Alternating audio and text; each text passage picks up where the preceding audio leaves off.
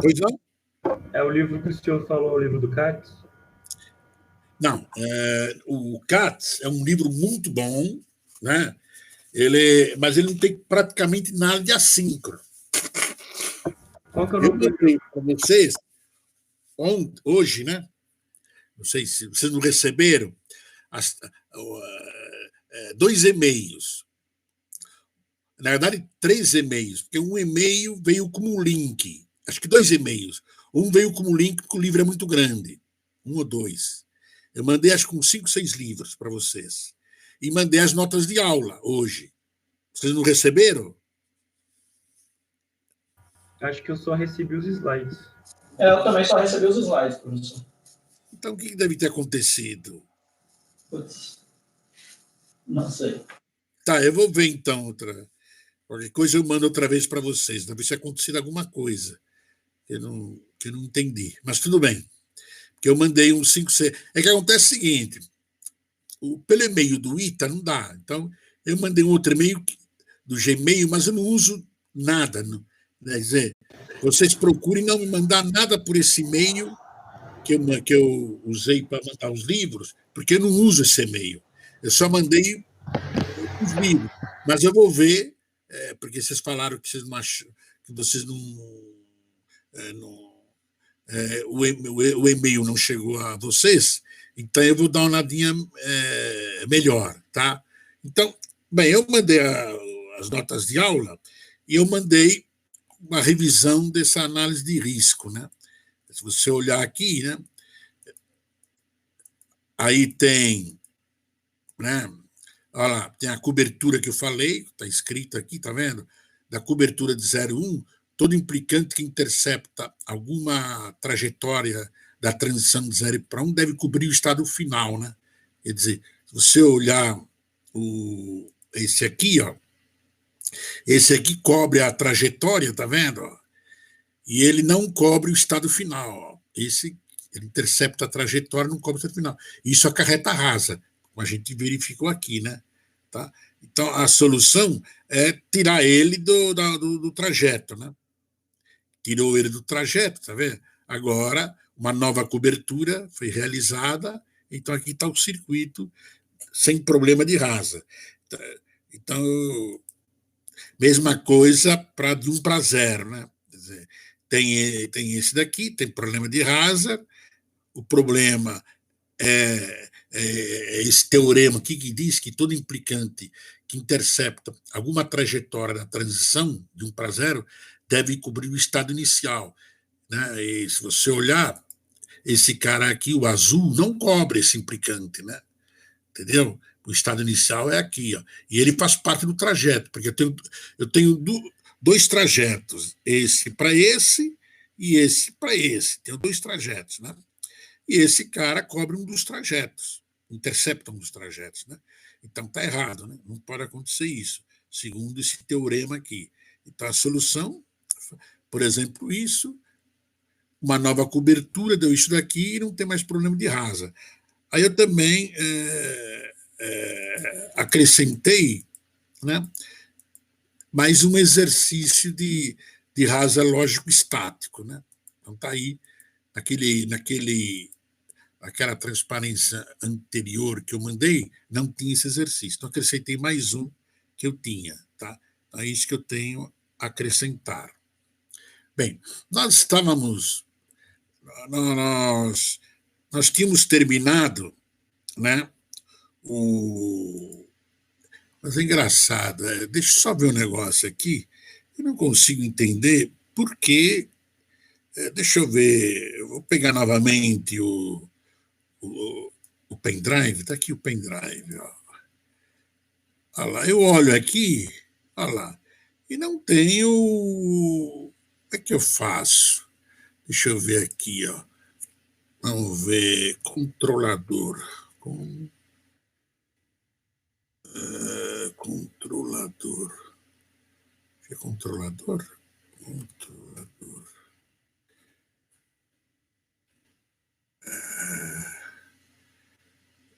Não, não é isso aqui.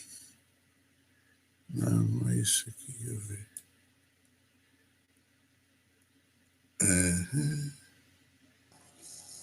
Ali, professora, acima desse aqui, do EAI 281, tem um controle ali. Esse aqui? Não sei, assim, mais para cima um pouquinho também. Todos esses que estão destacados são controladores. Aí, de repente, uma das aulas que você está procurando é essa. Deixa eu ver se acho que é esse aqui, ó. Esse aqui. Mas por quê? O que aconteceu que não apareceu lá? É que como tem muitos arquivos, aí às vezes a forma como ele organiza a exibição não fica direito para o senhor. Aí o senhor digita ali o nome do arquivo e ele aparece. Entendi. Vamos ver aqui, ó. Então vamos ver essa aula aí. Essa aula eu dei para vocês. Espera aí. É que aqui está no demora. Tá aí. Deixa eu ver aqui. Tá aí. Essa aula aqui eu dei para vocês na última aula, né? E aqui tem 2 exercícios a mais. Depois eu preciso dar para vocês. Então vamos lá.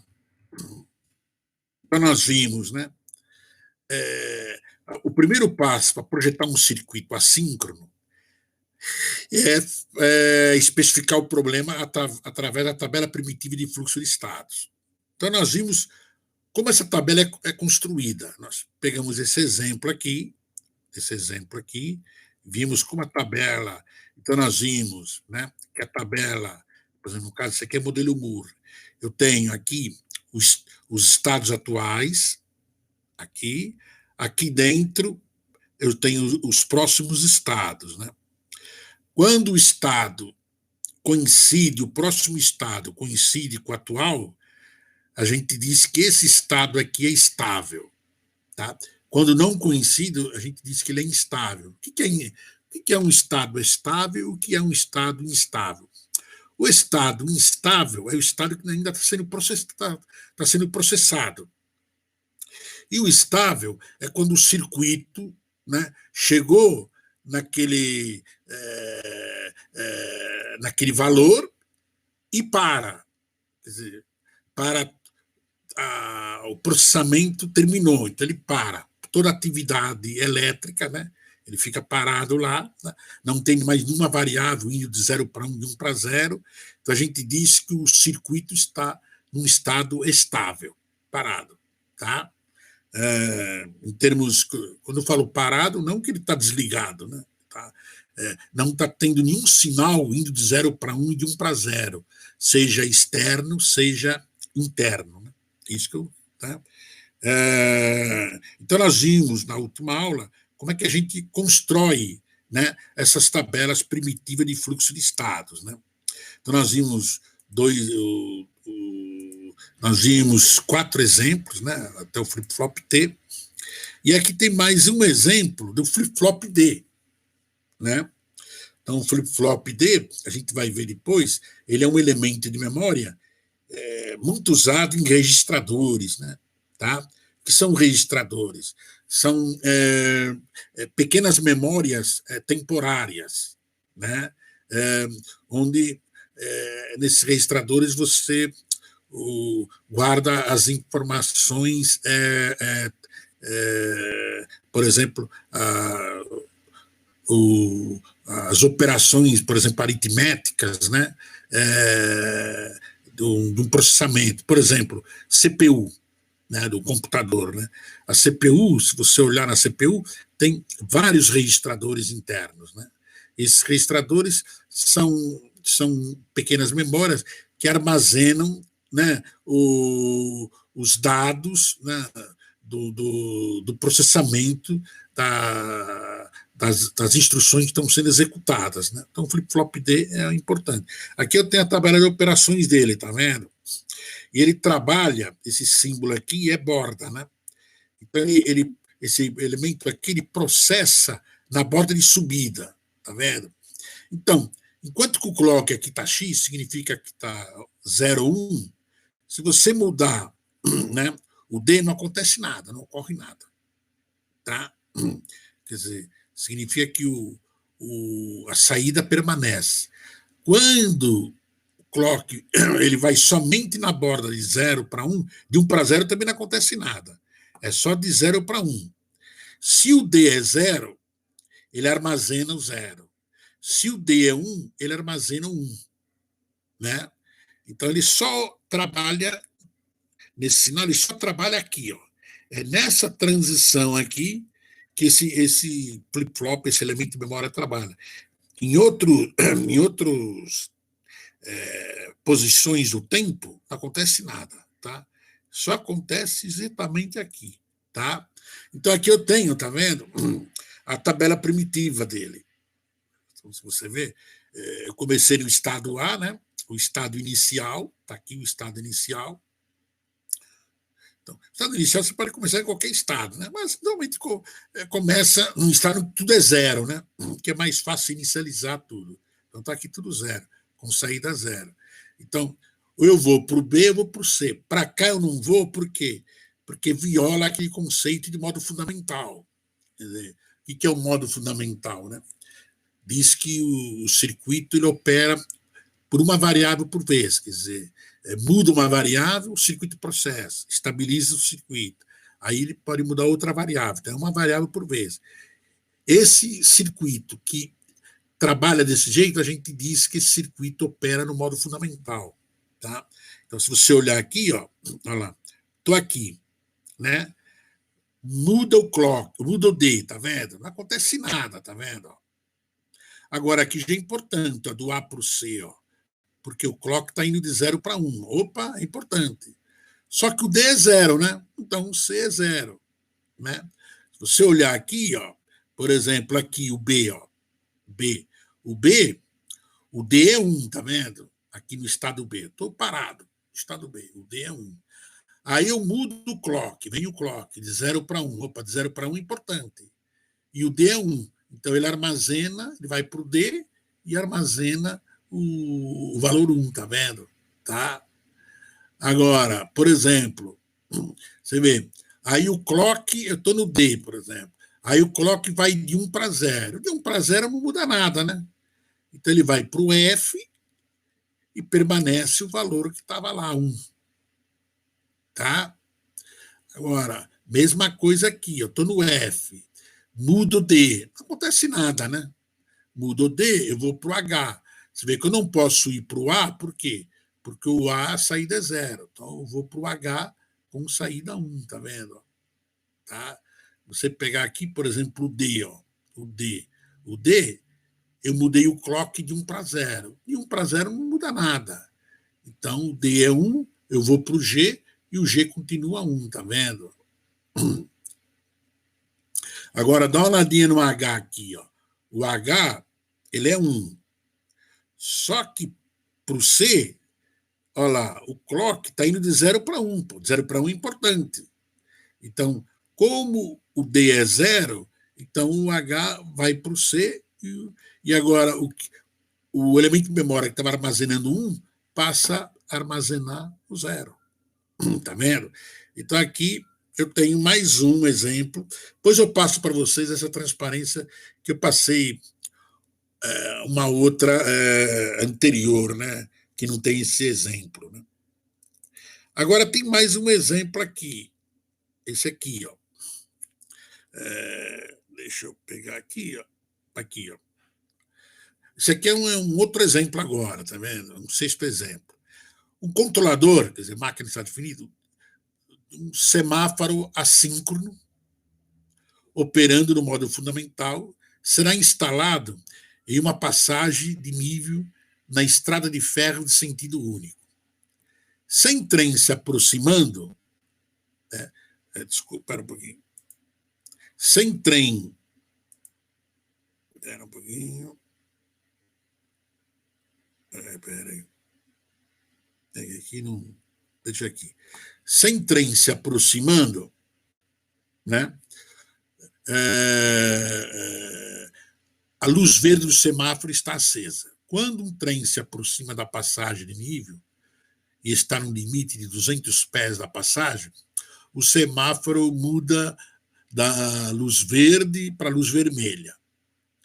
A mudança de vermelho para verde somente ocorre quando o trem inteiro atravessou a passagem do nível e a parte traseira do trem está a 300 pés longe da passagem. Então, eu tenho aqui a passarela. O trem vem aqui. Eu tenho 2 semáforos. Eu tenho aqui esse semáforo, que está distante da passarela de 2.000 pés. Eu tenho outro semáforo que está distante, depois da passarela, 300 pés. Então, tenho 2 semáforos. Tá? Então, o que acontece? Está verde. Né? Quando ele passa, né? Quando ele chega aqui, né? O trem chegou aqui, a passarela passa para vermelho. Aí ele vai indo, né? Ele só passa, né, para verde quando ele passou por aqui, ó, pelo X2, tá? Então, e aqui então eu tenho 2 semáforos, tem um semáforo e 2 sensores. Então, os 2 sensores são as variáveis de entrada. Como é um sensor de detecção de alguma coisa, né? Então pode ser 0 e 1, né? Não detectou nada e detectou. Então, cada sensor, uma variável booleana é suficiente. Eu tenho 2 variáveis. E o semáforo, mesma coisa. Como é verde e vermelho, o semáforo, uma variável booleana é suficiente para descrever o semáforo. Então, na verdade, eu tenho 2 entradas e uma saída, né? Então, é isso que eu tenho. Então, olha como que eu estou aqui. Eu inicializei, tá vendo? A tabela de primitiva de fluxo de estados com saída 0. Tá? Quer dizer, o semáforo verde. Eu começo com o semáforo verde. Então, por aqui eu não vou, porque viola o modo fundamental. Por aqui, tá dizendo que o X2 foi para 1. Mas não tem sentido, né? Porque eu vim do A e o X1 era 0. Está tudo 0 aqui, né? Então, essa aqui não tem sentido. Então, por exemplo, né? Opa, X1, opa, detectou um trem chegando, passando aqui. Ele vai para o estado B com saída 1. Quer dizer, saída 1 significa que o semáforo passou para vermelho. Aí eu estou no B. Né? No B, para cá não tem sentido, porque viola o modo fundamental. Para cá, significa que o X2 é 1. Mas não tem sentido o X2 ser 1, porque o X1 é 1. E o trem, no máximo, tem 1.500 pés. Né? Então, não tem sentido também. Então, opa, o X1 foi para 0. O X1 foi para 0 significa que o trem já passou por ele, mas ele está aqui ainda. Nem chegou no semáforo ainda. Então, ele continua vermelho, no estado C, tá vendo? Aí daqui eu não posso vir para cá. Para cá, o X1 é 1. Né? Não, mas significa que está vindo outro trem? Não pode, porque a distância do trem é maior, entendeu? Entre os trens, né? A distância entre os trens. Então, esse aqui também não é possível correr. Então, aqui ele vai para o D. No D significa o quê? Né? Ele estava aqui, passou pelo X1, está aqui dentro, vai, e aí passou pelo X2. Opa, está aqui, 2. Continua 1. Né? Ele passou pelo X2. Quando ele sair totalmente daqui, aí o X2 vai para 0. Aí ele vai para o A, para aqui. E aí o semáforo volta a ser verde. Então, aqui, né? Aqui não tem sentido vir para cá. Significa, o que significa aqui? Significa o X1, 1 e o X2, 0. Significa que já está entrando outro trem e a distância dele entre 2 trens, isso aí não é possível, né? Então, aqui nunca acontece, né? Tá?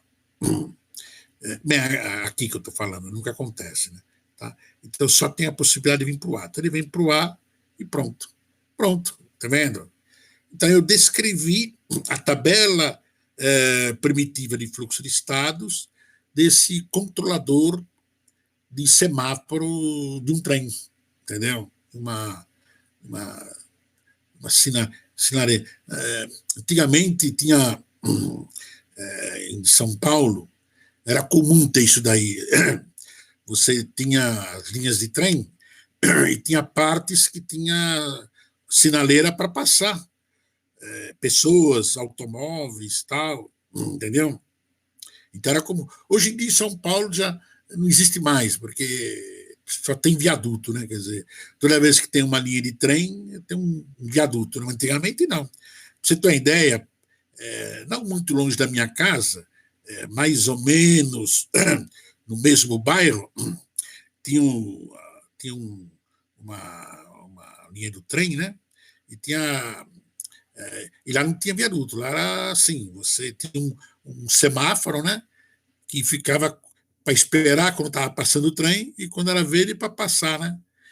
E uma vez aconteceu que um ônibus, né? Ele foi passar, eu não sei o que aconteceu, se ele quebrou alguma coisa, né? Ou ele quis passar no vermelho, alguma coisa. Sei que o trem pegou o ônibus e matou acho que umas 20 pessoas nesse ônibus. Isso ocorreu final dos anos 60, em São Paulo, entendeu? Então, essa coisa de semáforo em linha do trem, no passado era comum. Hoje, em São Paulo, pelo menos, não existe, né?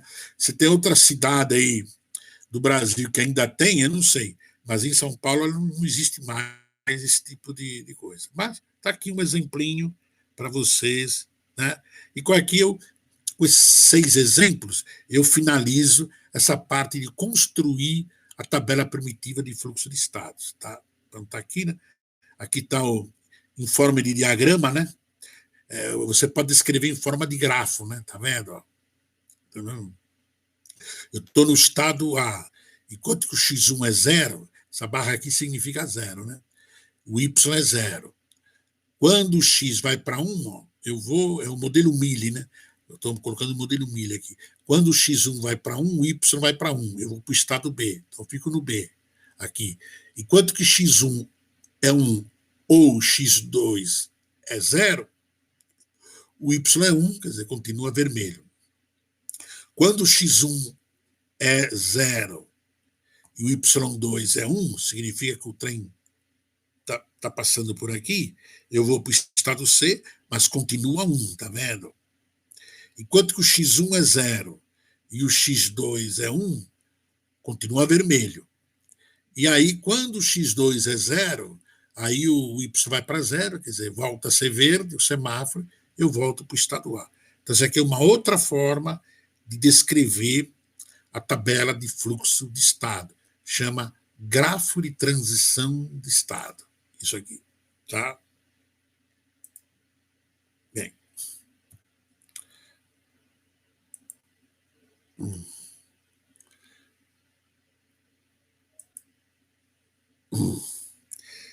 Vamos ver agora. Deixa eu ver. Não. Aqui, vamos ver agora aqui. Então, nós vimos o primeiro passo. Então, para projetar uma máquina de estado finito assíncrona, eu tenho vários passos, né, para chegar no circuito, né,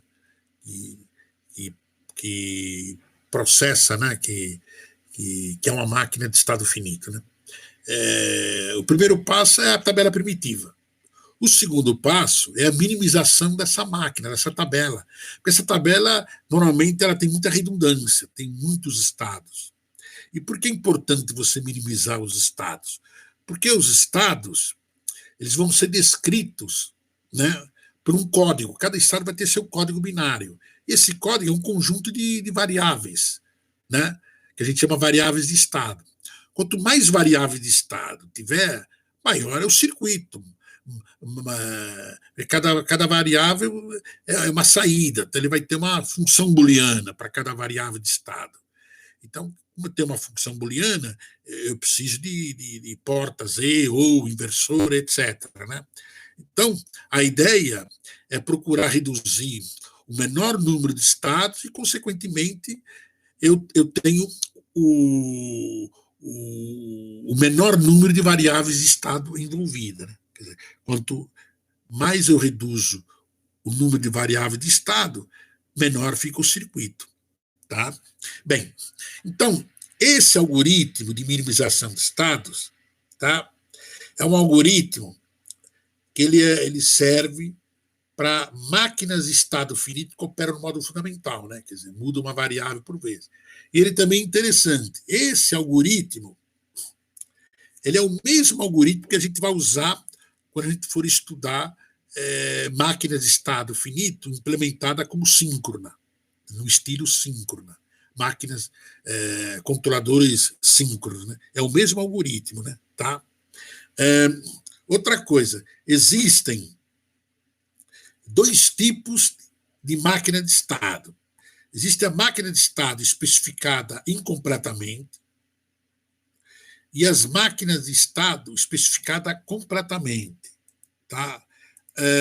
Aqui, tá vendo? Como tem don't care aqui, tá vendo? Esses don't care, se tiver pelo menos um don't care, a gente já disse que essa máquina é especificada incompletamente. Tá? Quando a máquina tem tudo, quer dizer, nenhum aqui, tudo aqui está especificado, seja na saída e seja nos próximos estados, a gente diz que a máquina é especificada completamente. Nas máquinas assíncronas, a gente sempre terá especificação incompleta. Tá? Por que eu estou dizendo isso? Porque esse algoritmo ele tem 2 comportamentos. Ele tem um comportamento quando a máquina é especificada completamente e ele tem um outro comportamento quando a máquina é especificada incompletamente, entendeu? Tá? Bem, então, está aqui, tá vendo? Algum estado não está especificado ou E, né? Tanto faz, né? Os 2 ou um só. Alguma saída não está especificada, entendeu? Tá bom? Então essa é a máquina que a gente vai trabalhar. Então, está vendo aqui. Ó. O algoritmo ele tem 3 passos. Então, primeira coisa, eu vou gerar uma tabela que é tipo de um arranjo. Né? Um arranjo eu analiso todas as combinações, né? De pares de estado. Então, a gente cria esse arranjo. A gente vai ver como é que é feito esse arranjo. Depois, o segundo passo, eu obtenho o conjunto de classes de estado de máxima compatibilidade.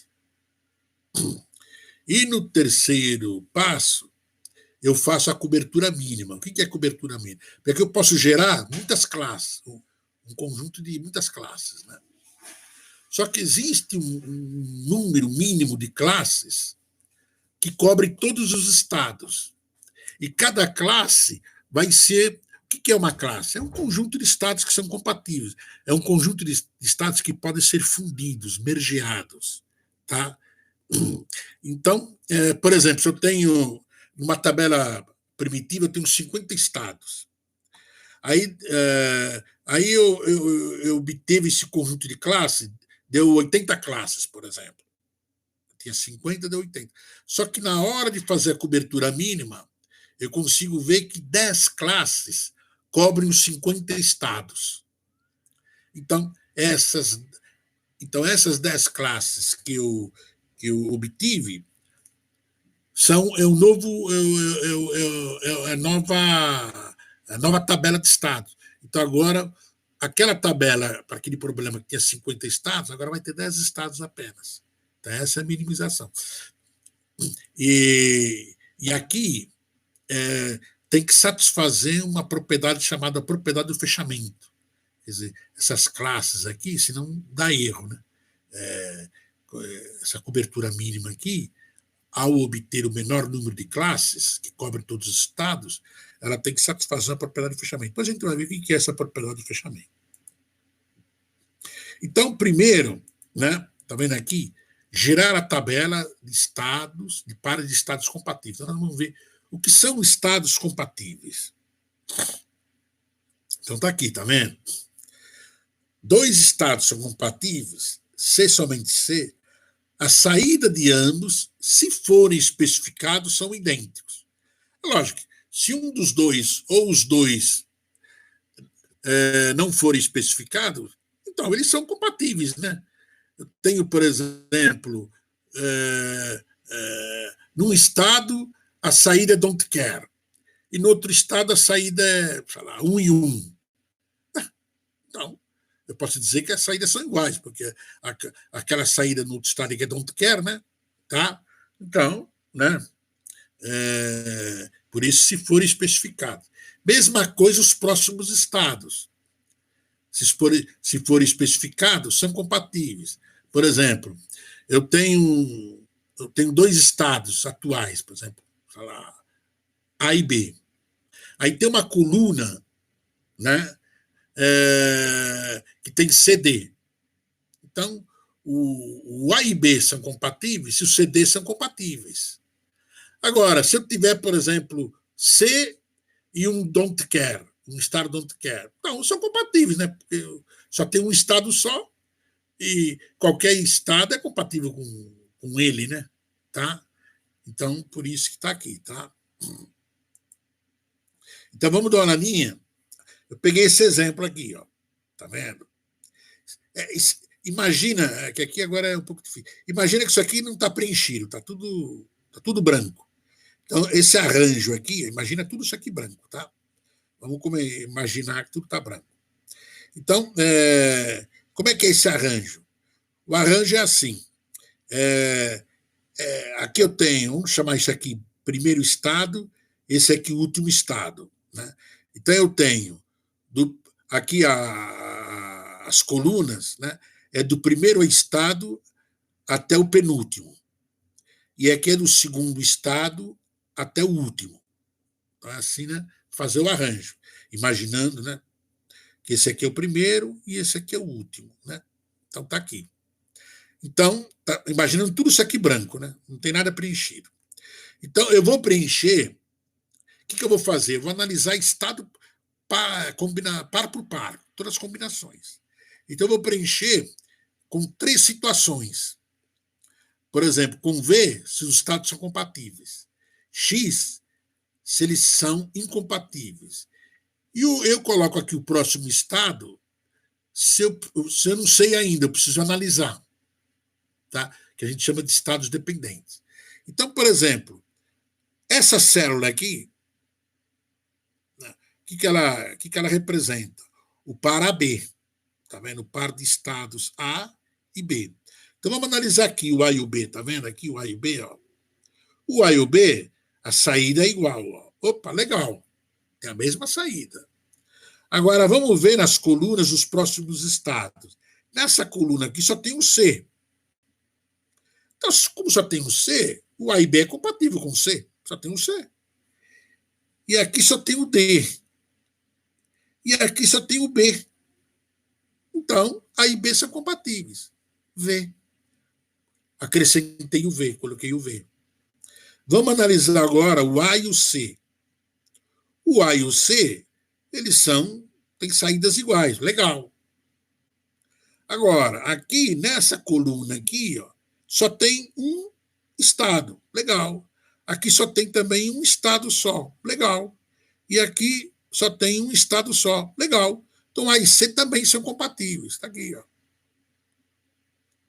Agora vamos pegar o A e D. O A com D. O A com D, as saídas são iguais, legal. Primeira condição de compatibilidade satisfaz. Agora vamos pegar aqui, ó. Agora aqui depende do CF, mas do CF ainda não sei, não analisei se eles são compatíveis. Então eu coloco aqui, ó, CF, ó. Tá vendo? Mas pode ter mais. Vamos pegar outra coluna, posso ter. Aqui só tem o D, então não tem problema. E aqui só tem o B. E aqui só tem o A. Então não tem problema. Então, para o A e o D serem compatíveis, o CF também tem que ser. Agora vamos pegar o A e o E, que é essa célula aqui, né? O A com o E. O A com E, as saídas são diferentes, está vendo? Então é X. Saídas diferentes, os estados são incompatíveis. Então está aqui o X. Ó. O A com F, mesma coisa, saídas diferentes. Então está aqui. Ó. Agora, vamos pegar o B com C. Então, o A já analisei todas as combinações, né? A, B, tal, tal. Agora eu vou fazer com B, né? BC, BD, BE e BF. B com C, saídas iguais. Então, aqui não tem problema, só depende de um estado, mas aqui depende do DE. Então, coloquei DE aqui. Ó. Aqui não tem problema e aqui também não tem problema, que é um estado só. B com D, as saídas são iguais. Aqui só tem um estado, aqui só tem um estado, aqui só tem um estado e aqui só tem um estado. Então, EV. B com E, saídas diferentes. Ó, saídas diferentes. Como são saídas diferentes, então é X. Mesma coisa B com F, também é X, né? B com F, saídas diferentes. Então, aparece o X também aqui. Desculpa, aqui. Tá? Agora vamos para o C. C com D. O C com D, as saídas aqui são iguais. Ó. Tudo bem. Então, legal. Aqui é um estado só. Aqui são dois. Desculpa, aqui é o C e o F. São dois estados, C e o F. Então está aqui CF. Aqui o DE, o DE, o DE. Aqui eu só tenho um estado só e aqui um estado só. Então, eu dependo desses dois estados. O C com o E, saídas diferentes, então é X. O C com F, saídas diferentes, também é X. Agora vamos pegar o D. Tem que fazer todas as combinações possíveis. D com E. E o D com E e o D com F, saídas diferentes. Então apareceu o X aqui, ó, tá vendo? E o E com F? O E com F, saídas iguais. Legal. Um estado só, um estado só, um estado só e um estado só. Então o E com F é V. Bem, não terminou ainda. Agora eu vou analisar as dependências. Enquanto que uma dependência ela pode... Tem que analisar todas as dependências. Enquanto que a dependência ela pode acarretar um outro par, né? Virar compatível ou incompatível, vou analisando. Por exemplo, vamos pegar aqui CF. CF é X. Então, esse cara vira X. Estava CF, vira X. Aqui tem duas dependências, mas se um falhar, já não importa o resto. Então, esse cara vira X também. E o DE? O DE é X. Então, esse cara virou X também. Então, na realidade, olha lá. Tá vendo? Então, agora eu tenho X e V. Primeira observação. Vamos falar que se eu tivesse feito um arranjo de um problema e tudo fosse X, tudo fosse X aqui, X, tudo X, tudo X, tudo X. O que significa isso? Que a máquina não dá para minimizar. Ela já está mínima. Ela já é mínima. Tá? Agora, e se tudo fosse V? Tudo V. Não apareceu nenhum X aqui. Tudo V. Tudo V. O que significa? Que você minimizou a máquina para um estado. Não existe máquinas de estado de um estado. Tem que ser pelo menos dois.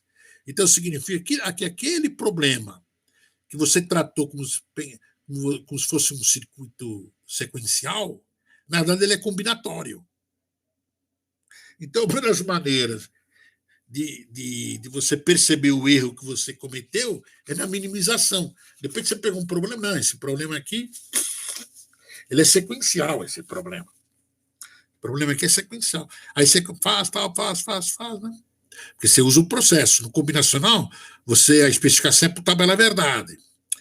No sequencial, por exemplo, no caso aqui, o assíncrono, é por por tabela de fluxo, tabela primitiva de fluxo, né?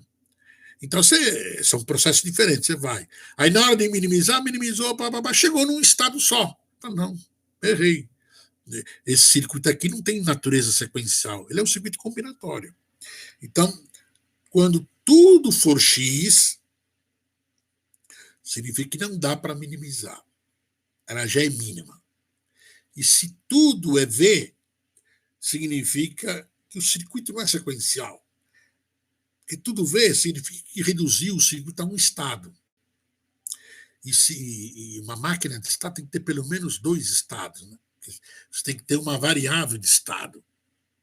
Tá?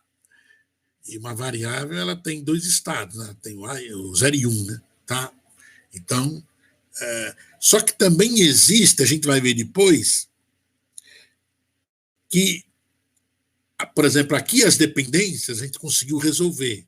Mas tem situações em que as dependências você não consegue saber. Tipo assim, BC depende de DE. Por exemplo, DE depende de, sei lá, CF. E CF depende de BC. CF depende de BC. Então, ficou um ciclo, né? Então, não dá para concluir. Aí você deixa em aberto essas dependências e passa para a segunda etapa. Então, aqui a gente resolveu todas as dependências, mas poderia ter uma situação, tipo essa situação, né? Um círculo, né? Tipo, né? BC depende de DE. DE depende de CF. E CF depende de BC, né? Um ciclo, né? Aí não dá, né? Para saber, né? Então, para acontecer isso. Bem, então a primeira etapa é isso. É você criar o arranjo. Vocês entenderam como é que eu obtive o arranjo? Acho que sim, professor. Tudo bem? Tá. Agora vamos para a segunda etapa. Segunda etapa. Então tá aqui. A segunda etapa, eu tenho um arranjo aqui, bonitinho, tá aqui. Tá? A segunda etapa, eu vou construir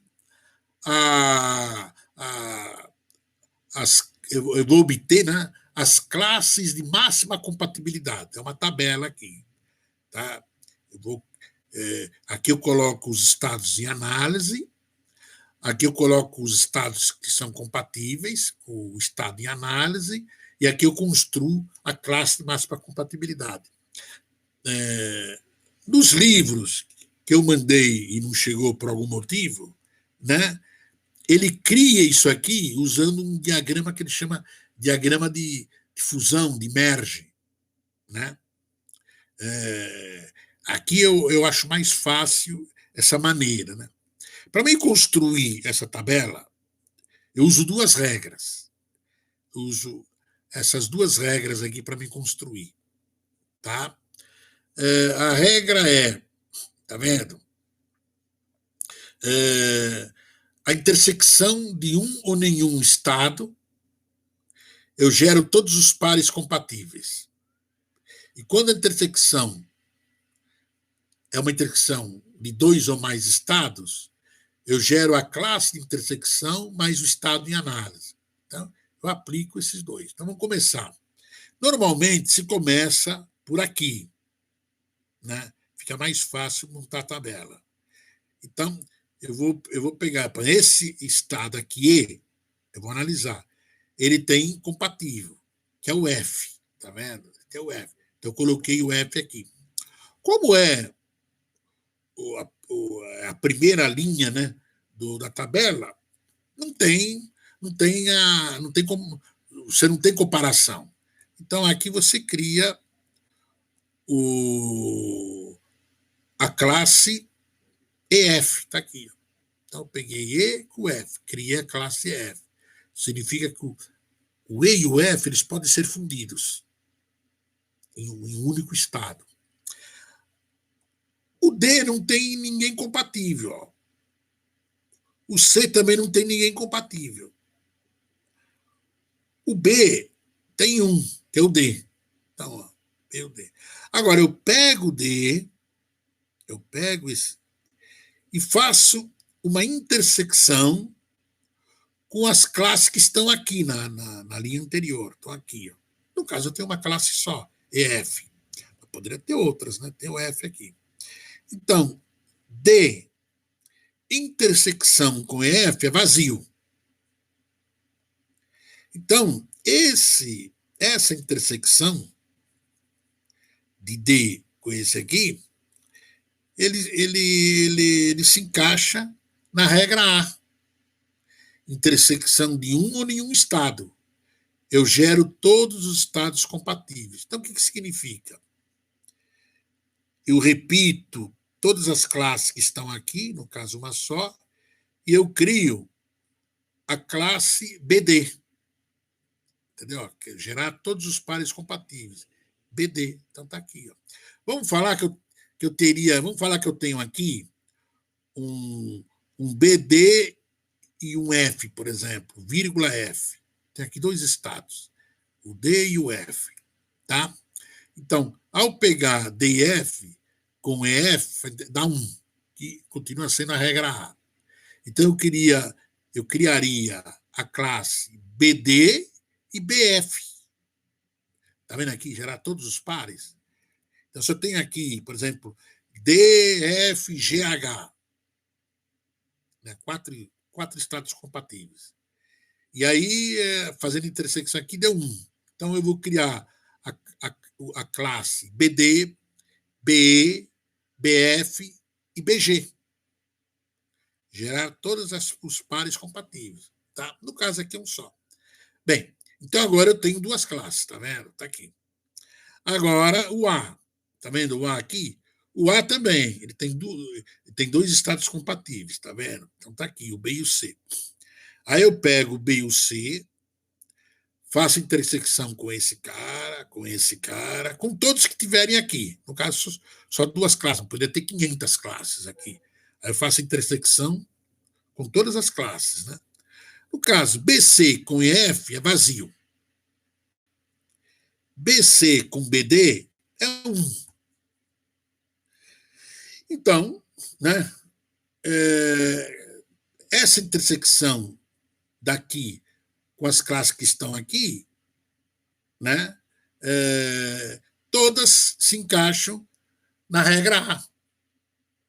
E a regra A diz o seguinte: eu crio os pares, todos os pares possíveis.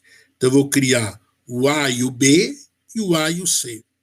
Então, eu repito todas as classes que estão aqui. Então, está aqui.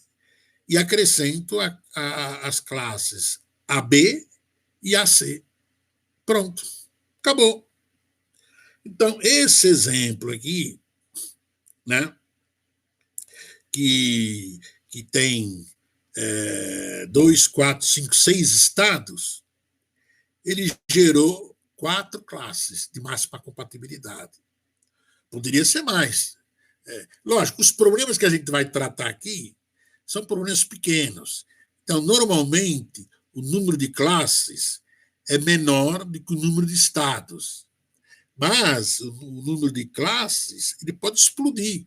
Eu posso ter uma máquina de 100 estados e ter 1 milhão de classes. Isso é possível, entendeu? A coisa é exponencial, ela pode explodir, entendeu? Dependendo do caso. Pronto. Então, essa é a segunda etapa do método.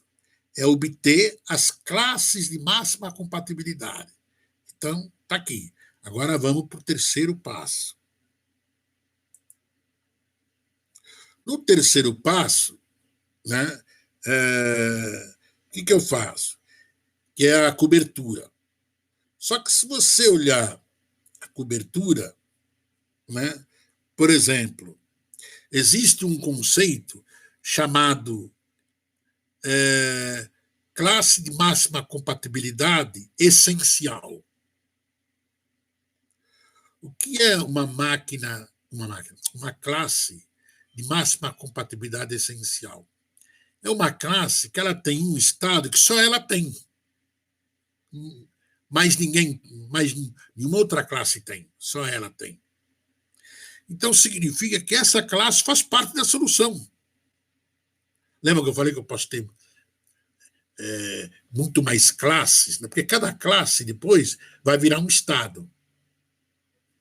Então, quer dizer, eu tenho que achar o menor número de classes que cobrem todos os estados e que satisfaz a propriedade de fechamento. A gente vai ver o que é essa propriedade.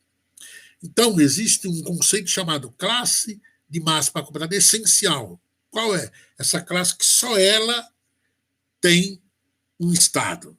Por exemplo, o AC aqui, essa classe. O C só aparece aqui. Está vendo aqui? Então, ela é essencial. Está vendo? O EF só aparece aqui. Então, ela é essencial. O BD, no caso do D, né, só aparece aqui. Então, ela é essencial. Agora, se você pegar as essenciais, olha lá, A, B, C, D e F. Opa, tem todos os estados do problema. Então, eu nem preciso fazer a terceira etapa. Por quê? Analisando aqui, pegando as classes essenciais, que elas fazem parte de qualquer solução, né? Essas essenciais cobrem todos os estados. Então, ela é a solução. Aqui, ó. Então, eu peguei a classe EF, chamei a classe EF de 1. Então, significa que o estado EF, eles vão ser fundidos. Esse novo estado foi chamado de 1. E aqui foi chamado de estado 2, e aqui foi chamado de estado 3. Pronto. A nova tabela está aqui. Como é que você monta a tabela? Quer ver? É só você anotar aí. Espera um pouquinho, eu vou anotar aqui. Espera só um pouquinho, vai ficar mais fácil. Ó, a gente volta na transparência anterior. O EF é 1, é o estado 1, eu chamei. O BD de estado 2 e o AC de estado 3, tá vendo? Então, se você voltar aqui, ó, olha lá, tá vendo? Então, eu vou construir a nova tabela. Então, você pega EF, tá vendo? EF aqui, ó. EF. Então, é 1. EF é estado 1. Com saída 1, tá vendo? Agora, aqui tem... Agora eu preenchi aqui. Aqui tem, nessa coluna tem o A. O A, ele está no 3. O A está no novo estado chamado 3. Então, eu coloco aqui o 3. Aqui o B.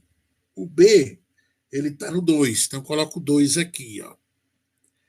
Aqui é o próprio... É o 1. É o próprio 1. Quando aqui é o 1 e aqui é 1 também, então ele é...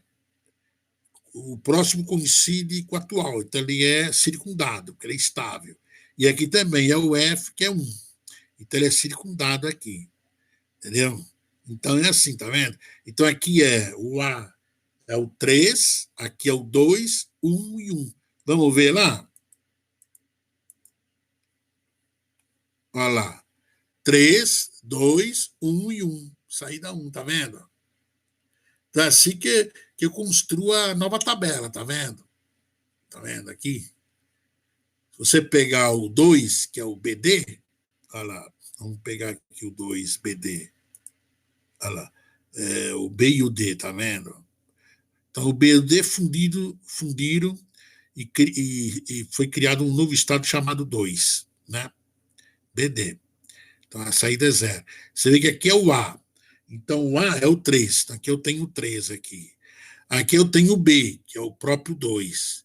Aqui eu tenho D, que é o próprio 2, e aqui eu tenho o F, ó, o F tal, que é 1. Então eu tenho 3, 2, 2, 1. Então vamos ver lá. Olha lá.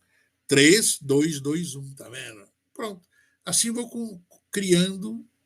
Então, aquela máquina que foi especificada com 6 estados, na realidade, eu posso descrevê-la com 3 estados.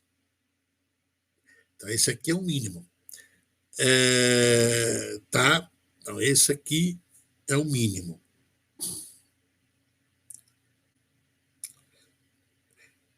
Na realidade, esse algoritmo, né, ele consegue, na faixa de 80% dos exemplos, obter uma minimização exata.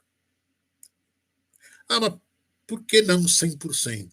Porque para obter uma minimização exata, eu preciso de uma outra classe, uma classe mais abrangente que essa, que são as classes primas. Então, as classes de máxima compatibilidade é um subconjunto das classes primas. Então, por exemplo, então o número de classes primas é um número maior, né? Tá?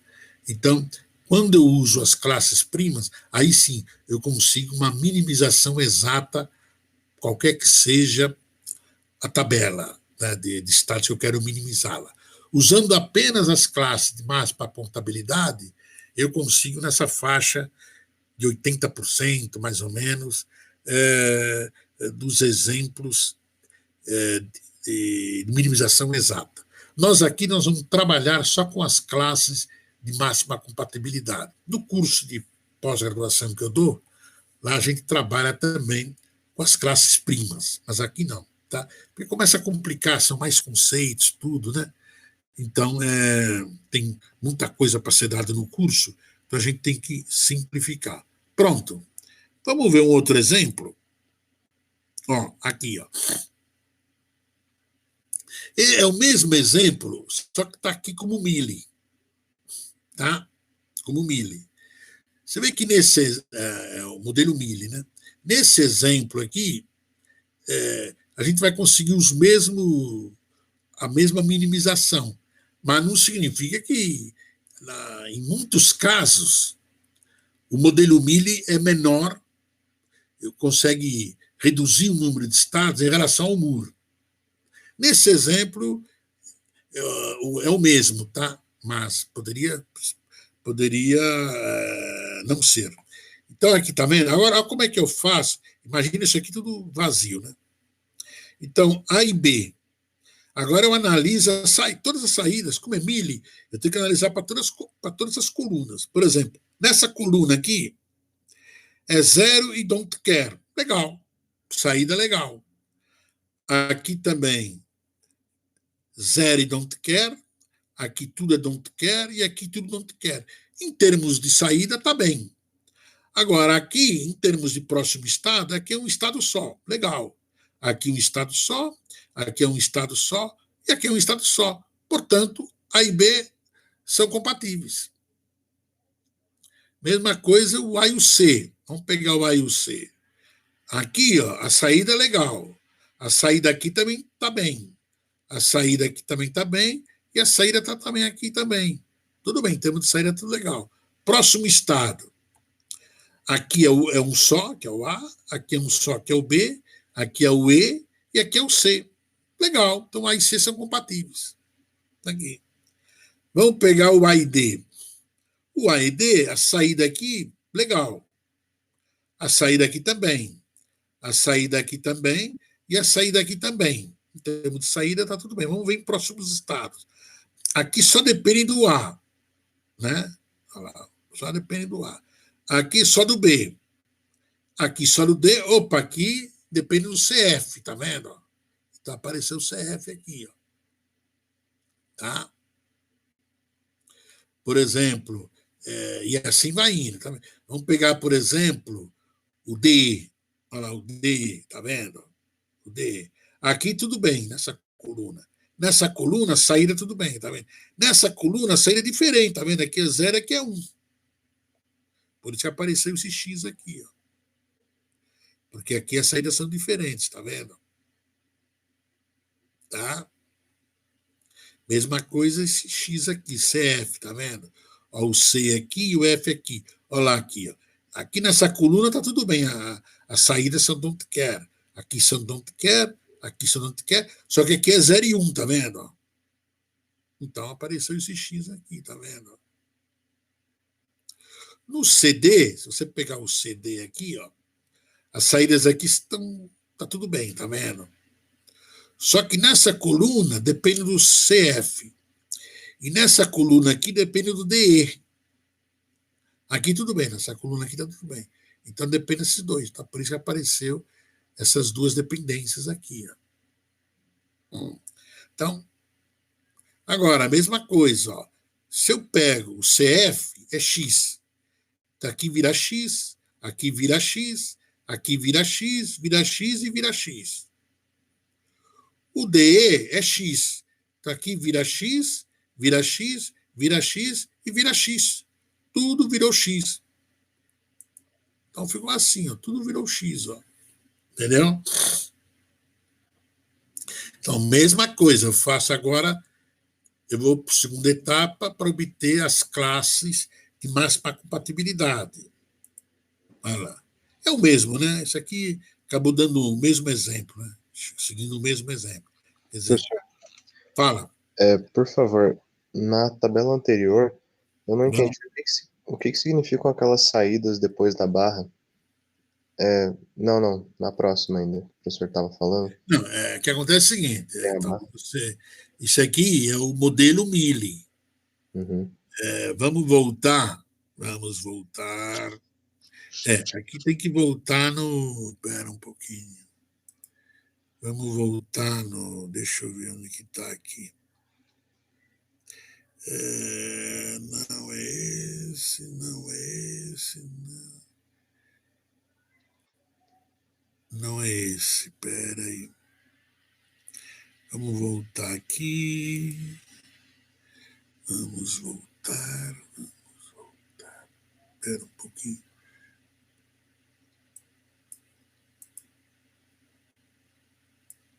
Aqui. Espera só um pouquinho. Vamos voltar na aula anterior. Cadê a aula anterior? Cadê? Isso aqui. Aqui.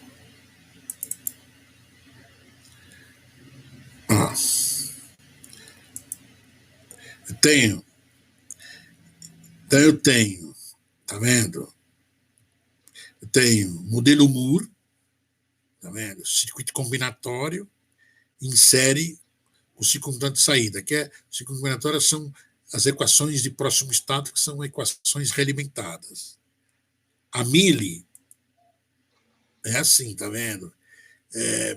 Concorrentemente, quando eu estou processando o próximo estado, eu estou processando também a saída, concorrentemente. Tá vendo? Uhum. Então, isso aqui é Moore. Na Moore, tá vendo? Para cada estado tem uma única saída, tá vendo? No estado A, no caso aqui, saída 0, e assim por diante. Já quando eu vou construir, então essa Moore, tá vendo? Para esse exemplo aqui, ó. Então, no estado A, saída 0. É sempre o estado que define posso ter 200 saídas aqui. Uhum. Eu vou ter uma única combinação, para cada estado, eu vou ter uma única combinação de saídas. Agora, na Mealy, agora é a Mealy, olha como é que é a Mealy. Como é concorrente, você está vendo? Ó, eu estou no estado A com saída 0. O X1 muda, vai de 0 para 1. Então, eu vou para o estado B, né?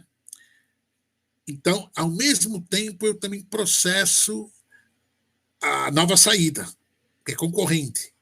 Ao mesmo tempo que eu estou processando o estado, eu estou processando a saída aqui. Tá? Nesse exemplo aqui, eu só coloquei a saída final no estado estável, mas eu poderia colocar aqui, por exemplo, vamos pegar aqui, quer ver? Vamos pegar esse aqui, por exemplo, do C para o E, tá vendo? Eu poderia colocar o C, a saída é 0. Aí eu, por exemplo, colocaria um aqui e um aqui. Então, olha o que está acontecendo. O C para o E, concorrentemente, eu estou processando o próximo estado, que é o estado E. Concorrentemente, eu estou processando a nova saída, que é 1. Uhum. Deu para entender a diferença de Moore e Mealy? E na marcação, por que a gente coloca don't care aí, no caso? É porque o que acontece é o seguinte, como é primitiva e tem várias etapas ainda para chegar no circuito, para facilitar as etapas, eu uso o seguinte critério. Nos estados instáveis, eu coloco don't care. E nos estados estáveis, eu coloco o valor tem que ser. Entendeu? Uhum. Então, só que vai chegar uma hora que eu vou ter que analisar se aquele don't care pode ser don't care ou obrigatoriamente tem que ser 0 ou 1. Você entendeu? Tá. Uhum. Mas eu deixei mais para frente. Apenas para facilitar, você entendeu? Já poderia ter decidido aqui, poderia fazer isso. Mas aí, desse jeito, me facilita a minimização de estados para enxergar melhor, você entendeu? Uhum. É mais didático, você entendeu? É mais coisa didática, mas poderia decidir aqui. Agora, quando eu chegar no assinalamento de estados e na minimização lógica, ali eu vou ter que decidir. Uhum. Se esse don't care pode ser mesmo don't care ou não. Obrigatoriamente tem que ser um valor. Tá? Certo, obrigado, professor. Tudo bem? Beleza. Uhum. Então, voltando lá. Eu estou no... Não é aqui. É aqui. Então, está aqui, tá vendo? Então, essa tabela aqui, é aquela que nós vimos agora. Essa aqui. Tá? Então, esse exemplo coincidiu, mas não tem nada a ver. Eu posso ter uma máquina Moore para o mesmo problema. No modelo Moore, ela tem 100 estados. No modelo Mealy, tem 70 estados. Pode ser. O que nunca ocorre é o contrário. O Mealy tem mais estados que o Moore. Isso é impossível. Tá? Então, a Mealy, ou ela vai ter o mesmo número de estados ou menos. Sempre. Tá?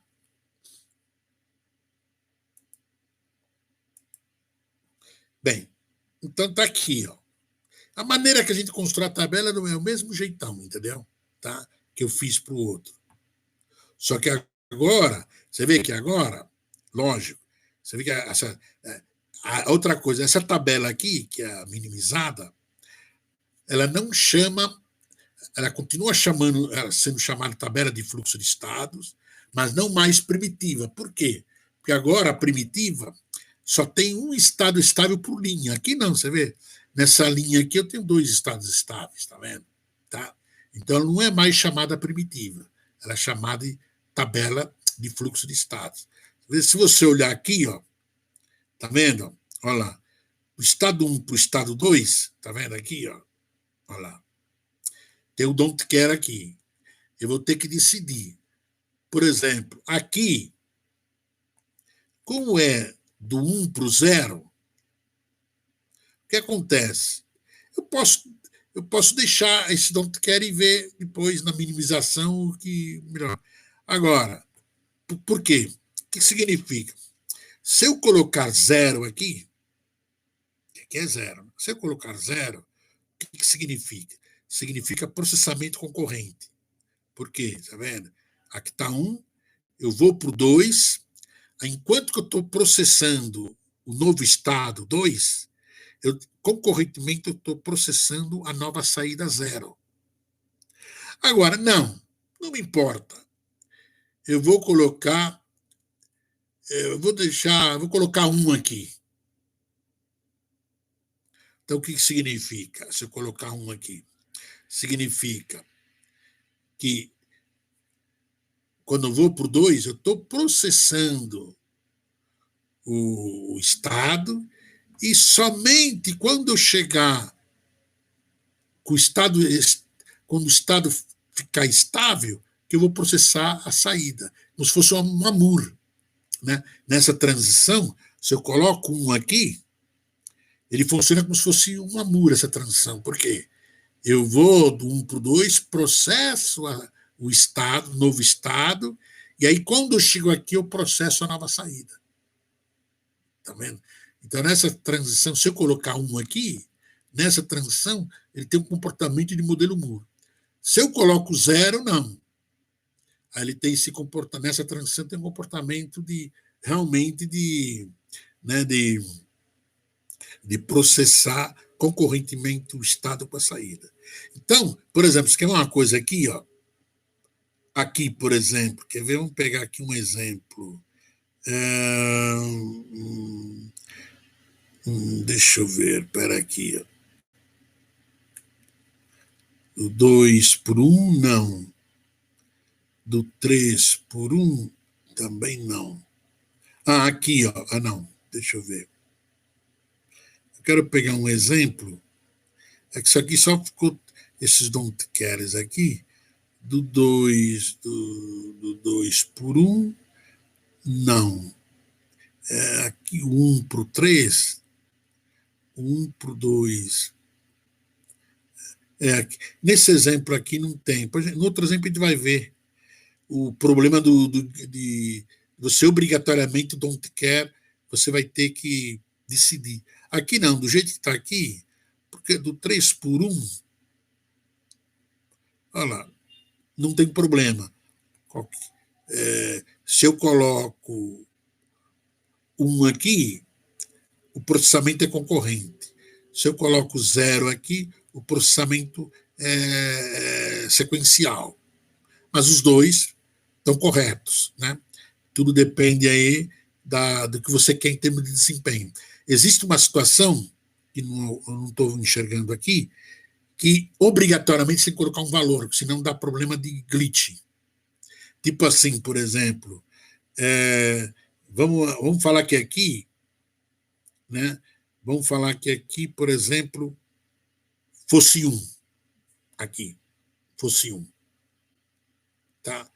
E aqui, por exemplo, então, do 2 para 1. Só que aqui era 1 e aqui era 1, quer dizer, continua 1. Então, aqui, obrigatoriamente, tem que ser 1. Entendeu? Imaginando que aqui fosse 1, por exemplo. Então, estou no estado 2, com saída 1, e vou para o estado 1, continuando com saída 1.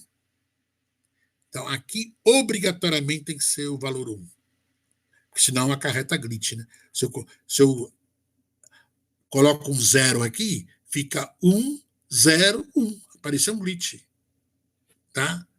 Tudo bem? Mas a gente vai ver outras situações para explicar melhor isso aí. Vamos pegar esse exemplo. Esse exemplo é um exemplo interessante, porque esse exemplo a gente vai precisar fazer a terceira etapa. Né? Lembra aquele exemplo que a gente pegou? A terceira etapa simplesmente foi resumido porque as 3 classes essenciais cobriam todos os estados. E aqui, nesse exemplo aqui, a gente vai pegar um exemplo que mostra a propriedade do fechamento. Esse aqui é um exemplo da literatura, mas que não tem muito... essa especificação não tem muito sentido, tá? Mas o importante não é isso. Né? O importante é a minimização, tá? Não tem muito sentido, né? Essa especificação do jeito que está aqui. Por isso está aqui, problemas na especificação. Mas esquece isso, né? Imagina que eu tenho um problema que foi especificado desse jeito.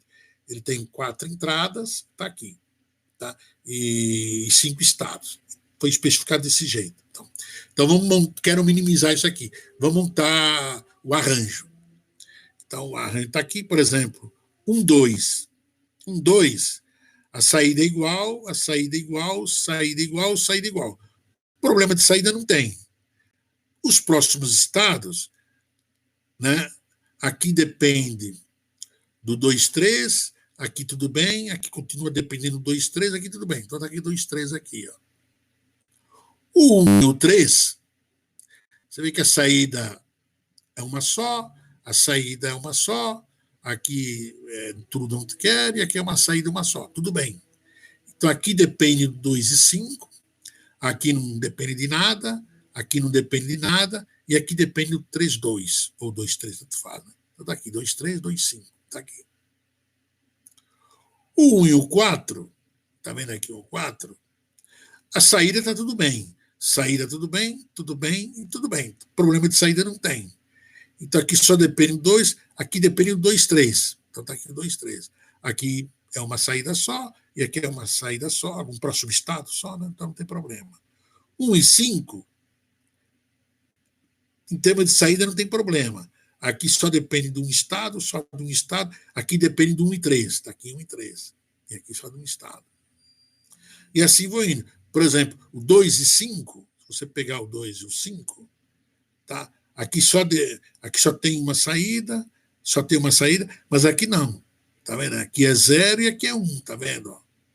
Por isso apareceu esse X aqui. Ó. Tá vendo? Agora, por exemplo, vamos pegar o 3, 4. O 3, 4, aqui é uma saída só, uma saída só, uma saída só e uma saída só. Em termos de saída não tem problema. Em termos de próximos estados, aqui é um estado só, aqui depende do 1 e 4. Ó. Por isso que apareceu esse 1 e 4 aqui. Ó. Nessa coluna, tudo bem, não tem problema. Bem, então, agora vamos analisar essas dependências. Vamos analisar. Por exemplo, aqui eu tenho o 2 e 5. O 2 e 5 aparece aqui, ó. Opa, então esse cara virou X. Esse cara virou X. Tá aqui. Agora, como o 1 e 3 virou X, então esse cara virou X aqui. O 1 e 5 virou X também. Como o 1 e 5 virou X, o 2 e 4 virou X. Então esse cara virou X, ó. Também. Agora, e os outros? Por exemplo, vamos pegar aqui, ó. O 4 e 5 depende do 1 e 2. 1 e o 2 depende do 2 e 3. O 2 e 3 depende do 4 e 5. O 4 e 5 depende do 1 e 2. Olha lá. Tem tem um círculo aí. Então não dá para resolver essas outras dependências. Então, ficou assim, ó. Então, essas dependências aqui não dão para resolver, porque ó, 4 e 5 depende do 1 e 2. 1 e 2 depende do 2 e 3. 2 e 3 depende do 4 e 5. E o 4 e 5 depende do 1 e 2. E o 3 e 4 depende do 1 e 4. 1 e 4 depende do 2 e 3. 2 e 3 depende do 4 e 5. E o 4 e 5 depende do 1 e 2. 1 e 2 depende do 2 e 3. Então esse cara também não dá para resolver, esse aqui, o 3 e 4. Tá? Então, essas dependências não dão para resolver. O que a gente faz? A gente vai para a segunda etapa, aquela segunda etapa para que obtenha as classes de máxima compatibilidade, né? Mas a gente parte do princípio que essas dependências, a gente vai resolver, essas dependências aqui são compatíveis, são como se fosse V. Então, parte do princípio que esse é V, V, V, V e V. Depois a gente vê. Só que é o seguinte, como tem dependências que não foram resolvidas, aí o conjunto de classes finais tem que satisfazer a propriedade de fechamento. Quando eu tenho um arranjo que só tem X e V, então não preciso me preocupar com a propriedade de fechamento, quando tem só X e V. Agora, quando aparecem dependências que não foram resolvidas, aí eu preciso me preocupar com a propriedade de fechamento. Então, esse exemplo aqui a gente vai ver o que é a propriedade de fechamento. Então, vamos analisar agora, vamos montar o conjunto aqui, né? Então, por exemplo, eu falei com vocês, eu parto do princípio que isso aqui seria V, tá? Então, aqui, o 4 é compatível com o 5, tá aqui. 4, 5, gerei a classe 4, 5. Aí o 3. O 3 é dependente, é compatível com 4, 5. Então, tá 4, 5. 4, 5, fazendo intersecção com 4, 5, olha, é 2, né? Então, 2, voltar aqui, ó. O que fala o 2? Olha lá, é a regra B. Intersecção de 2 ou mais estados, gerar a classe da intersecção mais o estado em análise. E todos os outros pares compatíveis. Então, ali, eu vou aplicar a regra B. Olha lá. Então, eu gerei a intersecção, que é o 4, 5, mais o 3.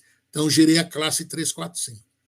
Como a classe 4, 5 está dentro dela, eu elimino essa classe, que ela está contida aqui. Então, essa classe desaparece.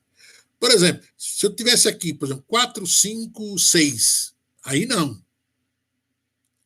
Aí eu teria 4, 5, 6, uma classe e outra classe 3, 4, 5. Por exemplo, vamos falar que eu tinha aqui 4, 5 e o 6 aqui. 3 estados. Então, eu faria, por exemplo, 4, 5, 4, 5. Opa, 2. Então, é a regra B. Então, criei 3, 4, 5. Aí, mais as outras classes. Então, eu criaria mais o quê? O 3 e o 6. Então, eu teria 3, 4, 5 e outra classe 3 e o 6. Deu para entender? Então, é isso, tá? Agora, vamos ver o 2 aqui. O 2, ele tem o 3 aqui. Então, 2 e o 3. O 2 e o 3, intersecção com essa classe aqui é um só, né? Então, é aquela regra A. Então, eu crio o 2 e o 3, tá vendo? E repito todas as classes que estão aqui. No caso, é uma só, né? Que é o 3, 4, 5. Aí eu vou para o 1 aqui, ó, que é o 2 e o 4, tá vendo? Tá aqui. O 2 e 4, com essa classe aqui, é 1. E com essa classe também é 1. Então, tudo é 1. Então, eu vou gerar, eu repito tudo que está aqui, que é isso aqui, e vou gerar a classe 1, 2 e a classe 1, 4. Pronto. Então, para esse exemplo, eu também, de 5 estados, eu obtive 4 classes de máxima compatibilidade. Então, se a gente usar aquele raciocínio, né, que a gente usou, né, como é que eu faria, olhando aqui, faria a construção com, por exemplo, aqui tem 3, 4, 5. Se eu pego 1 e o 2, tá vendo aqui, ó, 1 e o 2 e o 3, 4, 5, essas duas classes cobrem todos os estados, né? Só que se você pegar 1, 2, ó, se você pegar 1, 2, vamos chamar 1, 2 de A e 3, 4, 5 de B. Vamos chamar, por exemplo, 1, 2 gerou um estado chamado A. E os estados 3, 4, 5 gerou um estado chamado B. Então, se nós fôssemos construir a tabela, olha o que aconteceria. Por exemplo, 1 e o 2 é A, certo? Só que aqui, ó, então aqui é o A, isso aqui é o A. No próximo estado, aqui tem o 2, tudo bem, colocaria A. Aqui, por exemplo, nesse estado aqui, tem o 5. Então, colocaria o B. Agora, dá uma olhadinha nesse daqui, ó. 2 e o 3. O que eu coloco? O 2 é o A e o 3 é o B. Não tem. Tem erro. Então, o que aconteceu? Na realidade, aquela cobertura que eu fiz, ela viola a propriedade de fechamento. O que a propriedade de fechamento diz? Diz o seguinte: toda classe que você escolheu como solução, fazendo parte da solução final, os próximos estados dessa classe têm que pertencer a uma classe que faz parte da solução. Então, por exemplo, como eu coloquei como solução a classe 1 e 2, significa que teria que ter uma classe que fizesse parte da solução que tivesse o estado 2 e 3. Coisa que não. Eu só escolhi as duas classes. Então, a classe 2 e 3 ela não entrou na solução. Então, essa é a propriedade de fechamento. Tá? A propriedade de fechamento diz isso. Agora, vamos voltar lá. Como é que eu faço agora para obter realmente a solução? Eu vou usar um grafo chamado grafo de compatibilidade. Eu vou usar, o que eu vou usar? Eu vou usar os estados, né? Por exemplo, cada par vai ser um vértice. Cada par vai ser um vértice. Aí, por exemplo, então, o vértice 4, 5, ele vai ter uma aresta direcionada, um arco, para o vértice que tem um estado 1 e 2, tá vendo? 3 e 4 vai ter uma aresta apontando para o vértice 1 e 4, tá vendo? 2 e 3, eu vou ter uma aresta apontando para o 4 e 5. E o V aqui é um vértice desconexo. Ele não sai, nenhuma aresta sai dele, né? Tá? Nenhuma aresta sai dele. Pode chegar nele, mas não sai dele, entendeu? Tá? Mesma coisa aqui. O vértice 1 e 2, ele tem uma aresta que ele aponta para o 2 e 3, tá vendo? Então, fazendo isso, eu construo o grafo. Olha o grafo aqui, ó. Tá aqui o grafo, tá vendo? Você olhar, 4, 5. Olha lá. Aponta para o 1 e 2, tá vendo? O 3, 5, olha lá, não aponta para ninguém, tá vendo? E o 3, 4, tá vendo? Aponta para o 1 e 4. Lá, 3, 4, aponta para o 1 e 4. 1 e 4, né? Aponta para o 2, 3. 1 e 4 aponta para o 2, 3. O 2, 3 aponta para o 4, 5. 2, 3 aponta para o 4, 5. E assim por diante, tá vendo? Então, é essa forma que você constrói o grafo de compatibilidade. Tá aqui. E agora, qual é a solução?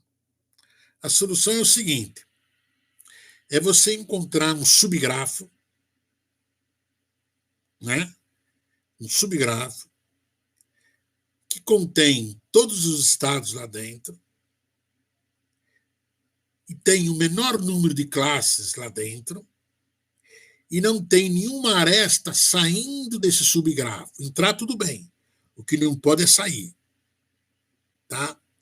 Essa coisa de não sair e só entrar, essa propriedade é a propriedade de fechamento, na realidade.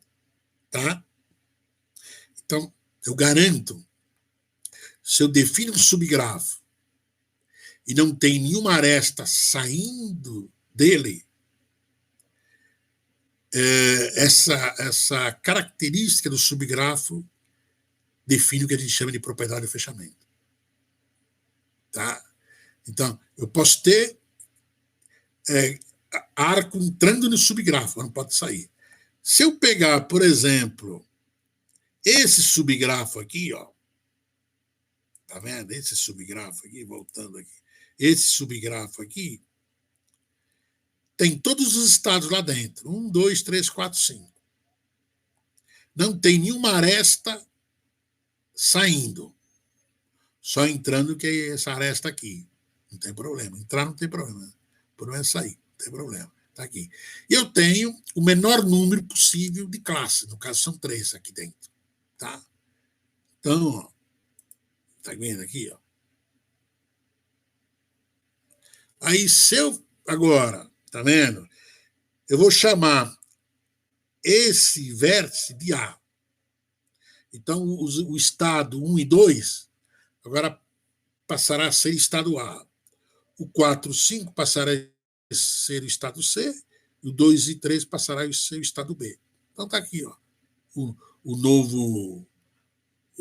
a nova tabela de fluxo minimizada, tá vendo? Agora, se você olhar, olha, voltando lá, olha lá, eu tenho 1, 2A, o 4, 5 agora é o C, e o 2 e 3 agora é o B. Tá vendo? Se você for... Como é que isso aqui construiu? Só ver lá. Vamos voltar no original lá. Nessa aqui. Olha lá, 1 e 2. 1 e 2 é o A. Olha lá, 2 e 3 aqui. Ó. 2 e 3 qual é? É o B.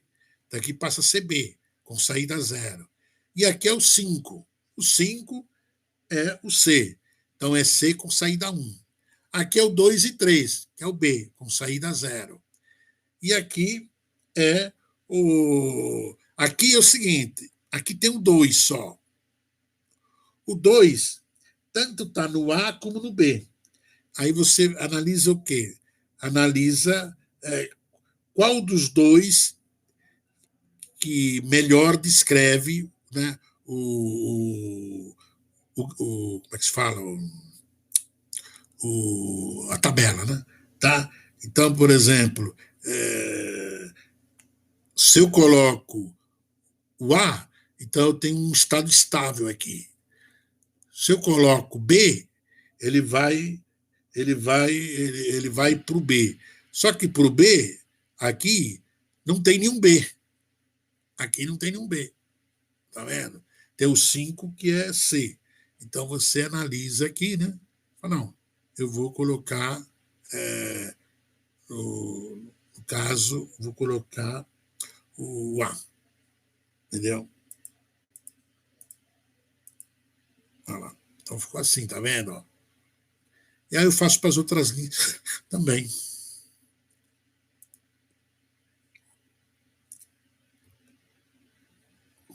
Vocês entenderam minimização de estados? Deu para entender? Mas acho que sim, professor. Então, minimização de estado é assim: você tem 3 etapas. Você pega a tabela primitiva, né, faz o arranjo. E aí, no arranjo, você vai montar, você vai criar aquela tabela de classes de máxima compatibilidade. Para você criar aquela tabela, você usa daquelas 2 regrinhas, A e B. Ao obter aquela tabela, você vai para a terceira etapa. Se todas as dependências foram resolvidas, então a terceira etapa é altamente simplificada. Por quê? Você não precisa satisfazer a propriedade de fechamento. Então você só olhando as classes, vê qual que é o menor número de classes lá que cobre todos os estados, é a solução. Quando tem dependências, aí não, aí é um outro problema. Opa, tem dependências que não foram solucionadas. Aí o que você faz? Você monta o gráfico de compatibilidade. Você pega o arranjo, monta o gráfico de compatibilidade, o arranjo, tá?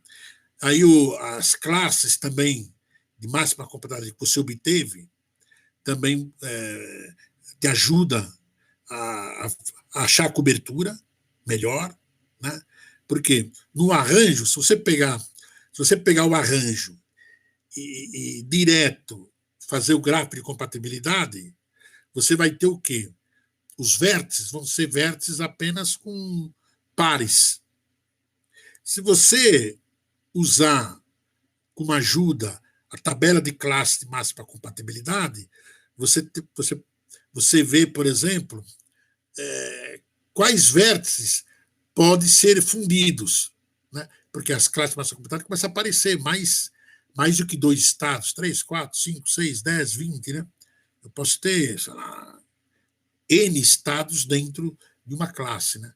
Então, acaba te ajudando a achar o subgrafo melhor. Do que você poderia simplesmente pegar o arranjo e ir direto para o grafo. Só que você pode fazer isso? Pode. Só que você pode acarretar um erro. Que na hora de fazer o subgrafo, você não pega o melhor subgrafo em termos de número de classes, né? Com a tabela de classe máxima compatibilidade, que ajuda a você encontrar o melhor subgrafo. Tudo bem? Bem, o próximo, como é 11h52, né? Acabou a aula, então na próxima aula, se Deus quiser, a gente vai ver a terceira etapa do projeto de uma máquina sequencial assíncrona, né? Que é o assinalamento de estados. Tudo bem? Bem, para os senhores, eu vou ver se eu volto a mandar os livros, né? Para vocês, tá? Então, para os senhores, até quarta, se Deus quiser. Tá bem? Até quarta, professor. Obrigado, hein? Valeu, professor. Bom almoço. Bom almoço, professor. Até quarta. Então, até quarta. Tchau aí.